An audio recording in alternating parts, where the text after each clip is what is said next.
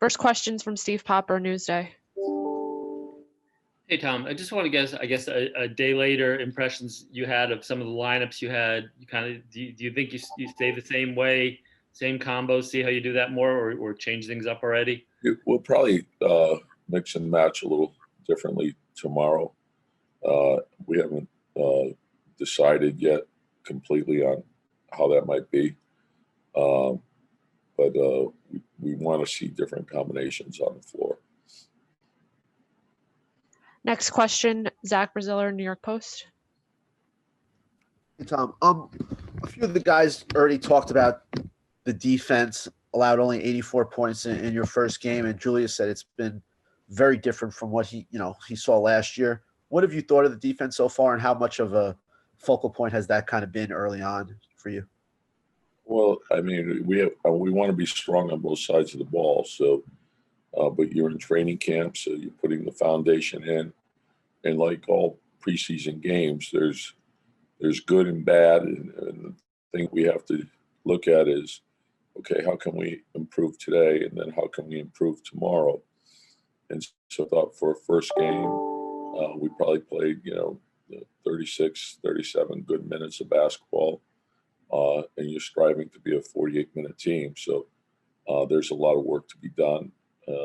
But in every game, that would hold true. And I think it's important for us to understand why we either win or lose, make the necessary corrections, and then move forward. Next question, Steve Popper, Newsday. Hey, Tom, I know there's little choice of the way you guys do things during this COVID time, but does it help maybe these young guys to play the same team twice in a row? You're doing this and then two with Cleveland to kind of get an idea of learning. Yeah, I think it's a good way to look at things, and I think for the young guys, it's good from that perspective, and I think for the other guys and the veterans, it's sort of like a home and home where you play that same team twice, which is, similar to what you face in a playoff situation where you're playing the same team over and over again. And so I'm curious to see how we'll respond in this next game. And hopefully we can, accept that challenge and improve. Next question, Jonathan Macri, Knicks Film School. Hey, Coach. Congrats on the preseason win last night. Just a question about the defense that you guys are running. I noticed several times last night you had multiple weak side defenders with feet in the paint. Is that something that we should expect to see regularly, something you might switch up, or anything else? Well, I think you focus on, particularly at the beginning, certainly you work on your individual fundamentals first, and then team concepts second, and getting back and protecting our basket is something we're focused on, and then shrinking the floor. We want to take care of the ball, the paint, react out, cover the line. So, but I think moving on the flight of the ball, shifting, shrinking the floor, developing a multiple effort mentality. I think those are all characteristics of a strong defensive team. We have time for two more questions. Next question is from Zach Braziller from New York Post. Tom, do you anticipate having different starters tomorrow? And who are some guys you want to see get more of a look at tomorrow? Well, it's really, like the first two teams are mixing and matching with those guys, and who we start with might be different than who we finish with. We want to see, we got to look at, Obi and Julius for a short sequence in the first half. So experimenting that way is important for us also. But we'll see. We'll just take it day by day. Last questions from Steve Popper from Newsday. Hey, Tom, I heard Mark Cuban on the radio yesterday kind of talking about COVID being sort of an equalizer in the league this year, that teams that are able to handle this and stay healthy might be get a beneficiary there. I know you've mentioned about the doctors and trainers. Do you take it on yourself to talk to these young guys about the responsibility here?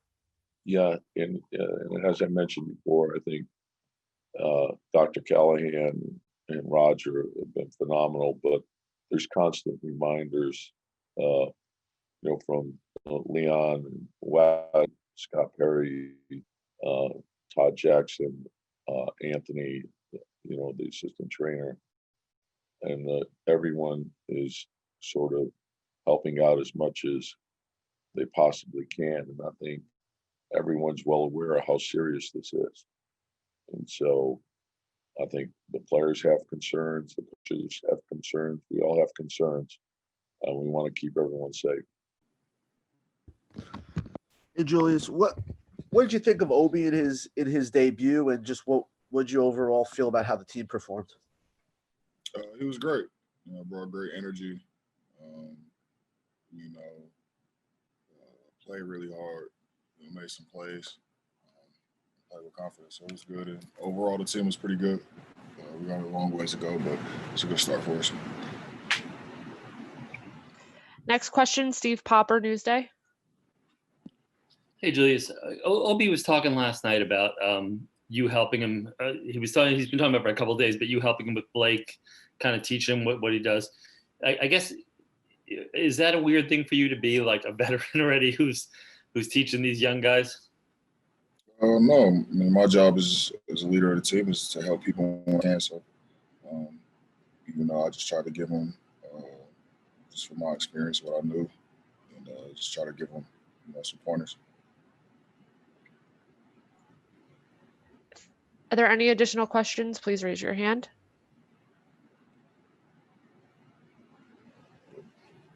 Next is we got one more from Steve Popper from Newsday. Hey, Julius, just wanted to ask you about what kind of your impressions of what you guys did defensively with Tom. Feel like you guys got some of that already and saw a difference in the performance on that end? Yeah, for sure. Our defense is ahead of our offense right now. We've been drilling it nonstop since training camp started, and just playing for each other, helping each other. So it was good. Next question's from Zach from the New York Post. Just how big of a difference? I know it's so early, but in terms of the focus on defense, you mentioned the defense is ahead of the offense. How big of a change has that been with the new coaching staff? It's been a pretty significant change, I would say. Just how we practice, how we go about it, from a day-to-day process of practice and game speed and all the type of stuff. So it's been good.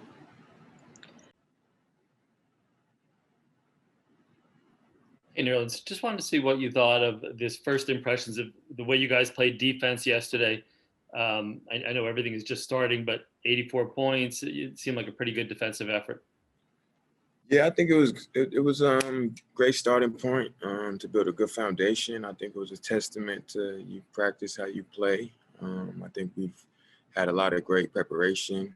Defense might be a little bit ahead of offense, but that's to be expected. And coach is definitely working with us to take defense to a whole new level. Just making sure we have that intensity, defensive focus, and let everything take care of itself on the other side.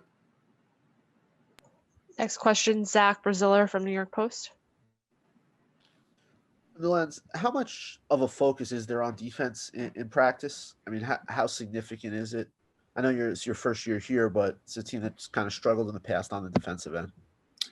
Yeah, we definitely have made it a focal point in our practices to, have that defensive intensity, from transition defense to talking, switching, high-level communication. And it's going to be very contagious throughout the season to have that always as a backbone because, as we all know, you can miss and make shots from night to night. And, you just got to, put your work in on your shots and make sure, hopefully the best on that. But defense is the effort thing. So we're always going to, base our game off that and, let everything take care of itself. And, it's a young group of guys that can create. So offense is something that'll come easily. Next question, Steve Popper, Newsday. Hey, we see, everybody talking about first preseason game, and we see Thibodeau screaming at the referees, screaming at you guys at times. Is his intensity unusual for what you see you've seen around the league? It's not unusual at all. I mean, I love it. I'm the type of guy, and he is too, that doesn't want the team to jack up a last-second three, and that was on me. So I take a lot of pride in that myself. And coach just wants to continue to preach and practice great habits that will stay with us throughout the whole year. And when it really starts clicking, by game 40, game 50, when you really have to rely on those habits that you have, it's really going to come in handy. And, I think we're building all that from a good foundation right now. Next question, Zach Braziller, New York Post. How significant is it that your first preseason game, you guys play good defensively? I mean, the games don't matter, but how important is that, do you think? I think it's beyond important because it shows the work we don't put in, the work we don't put in to get into this type of shape, to guard with, a level of tenacity and intensity that, will show. I think, we have guys that have been, leading by example and just coming every day and doing their job. And, I think 1 through 15, 1 through 20, however many guys we have, guys have just showed up day in, day out, put the work in, follow the steps from the coaches, especially Coach Tibbs, and his intensity has, brought us to a new level that's only going to go up. Next question, Steve Popper, Newsday. Hey, just one more thing. I know you got the start yesterday, and people have talked about you kind of mentoring Mitchell a little bit as a young veteran here. What is it? I mean, is that an awkward thing at all as you guys, split the time and that you're teaching him and he's, you guys are competing for a job? Is it awkward? No, it's not awkward at all. It's just the way of life, the way of just trying to teach and help in any way possible. I think me and him are both competitive players that, want to, be in a competitive game, but regardless, I'm going to teach him and, just help him nurture himself into a, just a complete player. And he's only 22, so, he's got a lot of time on his side, and myself being 26. I've just seen a little more than he has. So experience is everything. And, if you can have it told to you as opposed to go through it yourself, I mean, that's just only better in itself. So I'm going to give all my knowledge to him and try to help him further himself, while trying to help this team win games. Last question, Zach Braziller from New York Post. Nerlens, how do you think you can help Mitchell specifically? Like I said, just leading by example every day, my habits, my demeanor, just small little things that add up to such a bigger picture. Small habits, daily things. But Mitchell's a good kid. He got has a great mind. And I think, he's just a little younger, and I think he's great. He's great. Just got timing is everything.